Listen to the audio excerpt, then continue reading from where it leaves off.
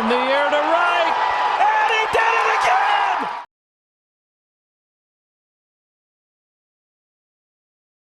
Welcome back to another Lefties 2 broadcast, and we are having it the Scarlet Conference draft recap. Right, we're going to kind of break it down, kind of discuss each player and who they picked, and kind of give you my opinion. Even though I'm in this division and obviously the tournament, a little bit of bias, but I'll try to be as impartial as possible and fair. Again, for the love of the game. So let's get right into it. Just kind of a reminder here. Here's how the draft board went. Charlie from Aftermath OG got the first overall pick. And again, it is a snake draft. So he's first, and then he's ninth, and then, kind of goes flip flop, right?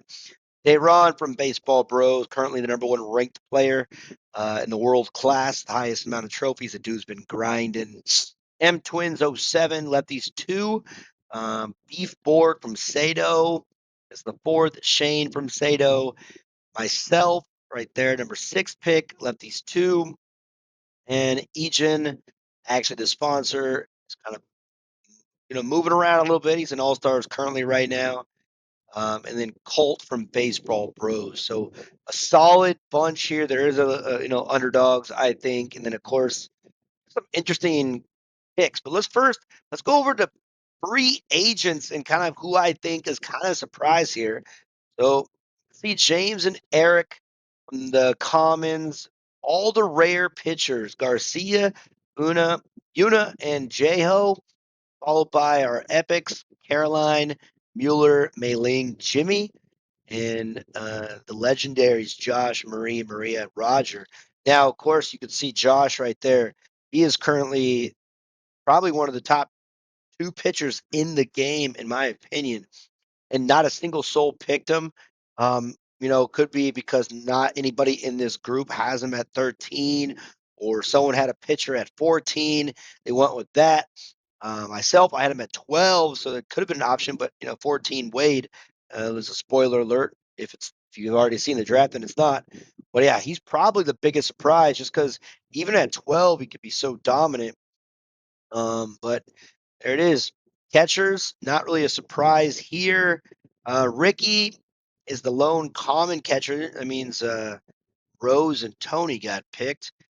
Barry and Edwards, no surprise, the 2 rares. And then the 2 epics left is Mario and Adder, not a surprise. Ricky was, he was actually on my draft board, and there's a reason. I'll go over who I picked and why. Thinking about Ricky, but didn't go that way. All right, infielders, the 2 rares. Harper, probably just because not enough people in the group had her at 13, and there's other options possibly. Barbara, for obvious reasons. Way, speed, contact, no defense, throwing, and power. So, no one went his way. And then Jay Sung, I think, was a victim of being brand new, right? Making it kind of impossible, because he would have been a good choice in a lot of spots, giving you some flexibility. The fact that he is boosted in so many different areas. So Jason kind of missed out on several boards, I think, because in the future he'll probably be on a team if I had to guess. All right, outfielders only 2. Do the math, right? 8 teams times 3 is 24, 26 total outfielders. Santiago, not really a surprise here, even though his contact power and speed really, statistically, he's one of the better outfielders in the game. Just the fact of the matter is, the dude is a distraction, man. So it's a hard, consistent way to hit when you got that little sideboard kind of thing going. And then Wang, man. Wang, he's such a kind of all around decent player that you kind of forget about him with the other options. And you'll be surprised. I'll show you the kind of levels that people picked as well. And the levels are going to be picked via, when it happened, because the season hasn't started yet. So people could upgrade these as they come. So let's go right into Charlie's. The first overall, he wants Shitaro, level 14. Not a big surprise there. The darling of the game, essentially. And if you have a pitcher and a hitter combo, At 14, you're going to take him. Pair that up. Second, 16th overall, Gibson, probably one of the better just infielder hitters in the game. Not fielding wise, but just that, fireball. He's getting on base. He's driving in runs. Ryan, third. That's a kind of an interesting spot, but he wanted that arm. Because, again, having that arm at third is, having that arm in outfield definitely kind of cuts those doubles out. Goes for Angelina as a catcher. It's a pretty solid pick, I would think. Um, it boosts all the offense, and you look at his back three right there. Ryan needs some boost, Fox needs some contact boost, Hanzo, and you have a level 12 Tyler, his last pick. So having extra contact all around, it's Johnson, Gibson, and Shitaro, main power, and then Morgan can kind of get there depending on where you put her in the lineup. So having that extra boost helps out quite a bit. So not a bad overall draft, I think. Infield looks a little sketchy. Gibson not really great defensively. Fox is kind of average. Hanzo solid. And then, my prediction, Gibson first base. Probably going to put Tyler at second. I would. Hanzo short and Fox there at third base. But the outfield looks solidified, in my opinion. Johnson has a solid arm. Ryan, obviously. And Morgan probably put her in right field just because her lack of defense. But Charlie, I think, is a pretty solid draft. We'll see how it goes. Next, day run, Baseball Bros. Got his Fernandez, level 14, second overall. Followed it up with power. So Andre King, Neville on the base pass, definitely tough. Chris bringing up the speed. So you already got Neville in the outfield. King, decent, average, kind of average, little low average, but so Chris is going to boost that. Jordan, I was kind of pissed at that pick. That's a solid pick right there. Going to the big power, Murray, EG at 12, so that kind of helps. Probably a good third baseman. And then Hank. Hank gets in the game. I think Hank is, again, like a Wang, in the infield. You kind of forget about him, but he does have like 96 players in the game. He has the worst skill in the game by far. And that includes Barbara's gold. At least it gives you something at the end if you win. But Hank, first pitch, throw him a ball, deal done. So, otherwise, another solid draft. Kind of has that power. He does have the power there. So, well balanced, solid defense in the infield. You got to like that because even Andre has pretty good defense in the infield. Next, we're going M Twins '07. Okay, so he went Durant right out the gate. So that's probably an interesting pick. And, he went fourth to the pitcher, which, Riley, that's a surprise having Riley go so late in the draft. And he got him at level 12. So honestly, that's a boost for the majority, I think, of the league here. His outfield is, the back three. He goes all common on the outfield. Speed for sure. And Alexander solid, leadoff man. He's gonna need it. Harden, decent. Wilson, Gibson, he's got power, got a decent, double play combo. Put, Harden at third, Durant at second. Probably I would put Wilson at short. He's good fielding for a power hitter. And then, of course, Kevin in that fourth spot, but at first base. So, I like it. Again, having 12, Riley at 12 does help.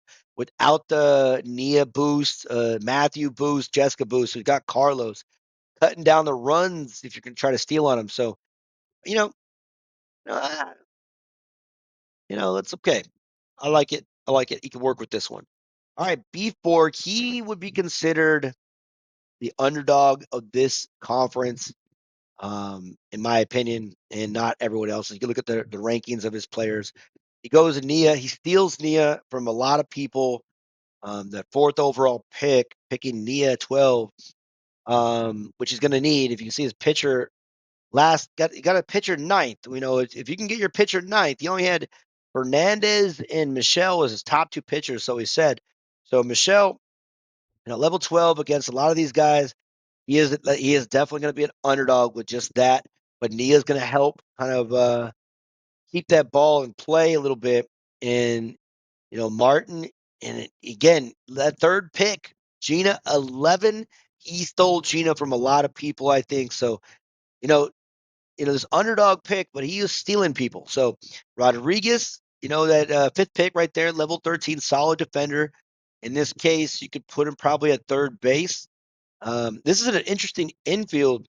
I would actually put Rodriguez at shortstop, Martin at second base, Gina at third or first, probably first because she's lefty, and then a good solid defender hitter at Brock. So hopefully, he can get one of these guys or two of them leveled up before. He's got the level 11 Joe, Ruth 12, and then Russell 13. So interesting. Again, underdog overall. Number 5, Shane. He goes a little bit nuts here. He picks up level 14 Ray. She hits bombs. That was his quote. Good choice at number 2, 13th, 12th overall. Matthews. So he's going to solidify the extra velocity with his match it with level 14 Murdoch. So Murdoch, we know his weakness is his velocity.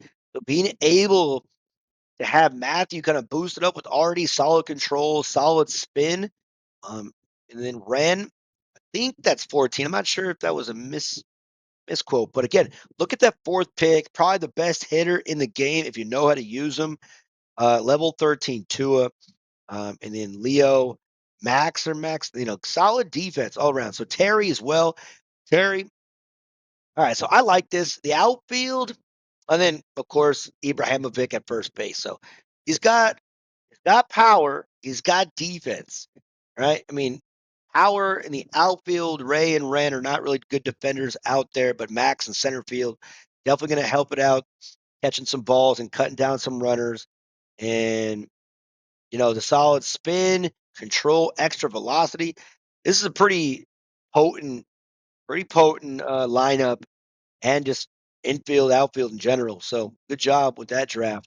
All right, myself, of course, I went Wade, locked him down, had to get him. Surprised, maybe not surprised. And then I was able to get Hammer. Now, here's the thing that people may have not. Being able to get a Hammer, the best hitter, I think, all around right now with him and Tua. So, outfielder for sure. He's at level 14, so I got him boosted up for this tournament. So, that really helps. And a lot of people were surprised I went with Annie. Again, Annie's one of the hardest outs for me in the game. But I needed some outfield help a little bit. So I went, got some speed to cover my center field. Luckily, able to get Jack. So that was a great pick. I really, if I'd have picked Jack at the third spot, and then I probably still could have got Jordan at that fourth spot because he went sixth round. Koo, I like Koo. What you gonna do? I think Jackson overall is my best pick, just because he's underrated. People forget about him. Lefty arm, lefty batting, solid first base, good contact, good fielding too. So 180-ish at 13 fielding. And then my weakest pick, I think I regret it already. Dexter, shortstop. He doesn't activate enough to really make him a legendary, and his offense is trash. So solid fielding, best fielding in the game, but he doesn't cover any ground, even with his speed. So decent arm, getting Andy in the 8th, 59th overall. He might have been my steal of the draft. And then there you go, Rose, my last pick, number 70th overall. It was a choice between her or Ricky.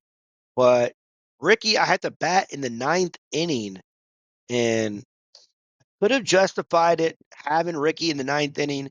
High contact, high speed, decent power. But I went with the extra control. Wade's control, not great. Legendary pitcher is going to definitely help with Rose getting that little extra control, already top spin, and good movement. So it's going to work out. I just kind of a little ticked off about that shortstop pick. Could have gone with Hanzo, I believe. Might have been a better choice, but we'll find out. 7th, again, Ejun. He got his man, or in this case, woman, Luna. Again, if anybody's picking level 14 Luna, I'm glad it's him. You know, kind of he's learning how to use her. So, you know, There's a lot of people that can be feared with the level 14 unit, but level 14 Rosa, level 14 Antonio, level 14 Robinson, level 14 Mark, 6. He's going to get the rest of them probably up to level 14 as well. So he's going to have one of the most potent offenses in the game. That's for sure. That's certain. So hopefully he can know how to use his tools because that outfield already, Mark Antonio Rosa. Rosa's pretty decent. And then, you got your first base, Alexandra. Let's say second base, Robinson. You know, I don't know, man. And then Tony, good defender, good hitter. So that's a solid pick. And then Colt's a solid player. He got his level 14 Kaya, one of the just rakes, right? Her stats don't say enough. Jessica, better catcher, top 2 catcher in the game. We can kind of argue that. Goes with Clemens, probably the most interesting pick there at 24th overall pick. Clemens, I think he probably could have got him a little later, maybe. Tom, probably the best just raw hitter in the game. And they've kind of buffed him a little bit, so he's not so bad on defense. Level 12, that's still a scary hitter, and Colt is a good player, so he's not going to go bad here. Jay, if you know how to hit Jay, it's a good shot, but now you got a little more control, little placement with Jessica, so that extra spin, that control, it's really going to come in. Michael, probably one of the better common cards in the game. Mickey, again, overall contact speed. And then Smith, solid second base. In this case, I'm not really sure where you're putting him. Let me check this out. Yeah, Kaya. I mean, Smith and Kaya defense lacking a little bit. Tom's a little slow. So I would say his weakness right here is more likely his infield defense. His offense is ready to go with Clemens being kind of the weak link here. But other than that, Colt's going to be a problem. There you have it, everybody. That's it, right? That is the Scarlet Draft recap. Guys, the season's going to start here pretty soon, probably within a week or two. So stay tuned, right? Money's on the line. As always, thank you guys for watching another Let These Two broadcast. See you next time.